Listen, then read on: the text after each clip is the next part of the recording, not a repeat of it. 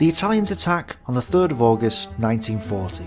Italian Lieutenant General Nassi has 3 Italian battalions, 23 colonial battalions, 4 field howitzer batteries, a squadron of light tanks, half a company of medium tanks, some armoured cars, and 5 bands of irregular colonial troops. And this force is split into 3 different columns. The centre column is led by Major General D. Simone, who's tasked with taking Hargeisa before advancing to Berbera. On his right, Brigadier General Bertello's eastern column of irregulars is to move to Oduina and join Simone if needed.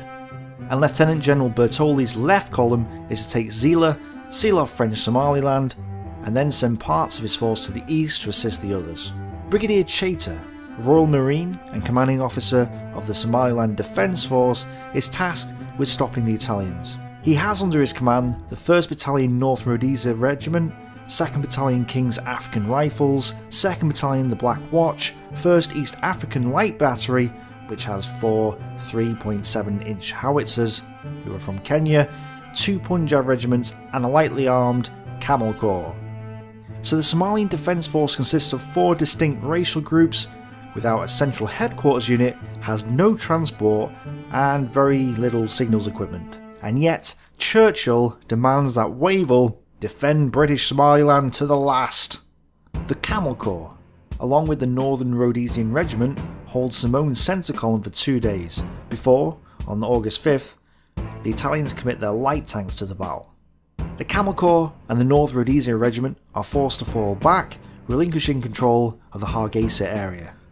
Despite being harassed by land, sea and air, Bertoldi's column takes Zila on the 5th and pushes eastwards. Bertello occupies Oduina on the 6th before turning towards Adadel to potentially join the centre column once more. The British dig in at the Tug Argan Gap, which was essentially the last position the British could hold before Berbera without threat of being outflanked. After waiting for a couple of days, the advance of the centre column continues on the 8th, with the Italian medium tanks making their first contact in the Tug Argan area. Despite an appalling lack of anti-tank weaponry, Wavell decides to fight and orders a general to take command of the Somalian Defence Force. Up to this point, Chater had been in charge of a division's worth of troops, but he had only just been promoted to brigadier. So on the 11th, Major General Goodwin Austin arrives and assumes command that evening. Earlier in the day, the 11th, the battle for Tug Argan begins. The hills in the area are manned by British machine gun positions and some barbed wire obstacles. However, the British have no anti-tank guns and no artillery to support their units. And the British units are too spread out to fully man the gaps between their positions. Italian artillery pound the Assa Hills, nicknamed Punjab Ridge because the 3rd of the 15th Punjab Regiment holds it. The Italians force the regiment off the ridge and resist a determined counterattack. But attacks on Mill Hill and Nobley Hill are repulsed successfully by the British forces.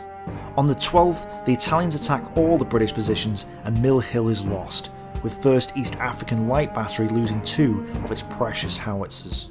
The Italians also secure themselves fully on the Assa Hills and are able to dominate the southern part of the gap by the 13th. On the 13th, Nobley Hill suffers another attack, which is forced back by the British. Italian units also begin to move down the Murgo Pass, threatening to cut British supplies from the rear. On the 14th, Castle Hill and Observation Hill suffer from heavy bombing and shelling, but the British forces still managed to hold against yet another Italian attack. The British send in 2 companies of 2nd King African Rifles towards the Murgo Pass to stop the Italians from cutting off their one and only supply line. This fails and the British are pushed back.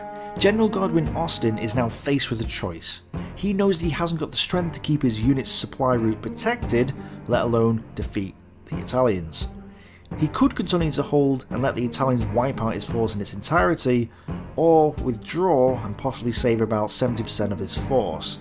He sends a request for orders on the 15th and receives a reply at noon. The order is to evacuate. Fighting a rearguard action at Barkasan on the 17th against a slow Italian advance, the Black Watch resist the Italians effectively. So effectively that Godwin Austin can concentrate on and is able to speed up the British withdrawal. British forces are able to pull out of Somaliland fully by the morning of the 19th, and the Italians march into Berbera that evening. 260 casualties are sustained by the British, mainly borne by the North Rhodesian Regiment and the Camel Corps. They also lose some stores of equipment to the Italians, who badly need them. However, the main blow to the British is that of morale. Public opinion is shocked by the loss of British Somaliland, and Churchill flies into a rage. Wavell defends Godwin Austen though, saying that he was right to evacuate under the circumstances. No one can deny that this was a great Italian victory. The Italians, however, lost 2,052 casualties and a loss of material they can't really afford in East Africa. Despite taking Berbera, they're still cut off from Italy and have no lines of communication back to their homeland.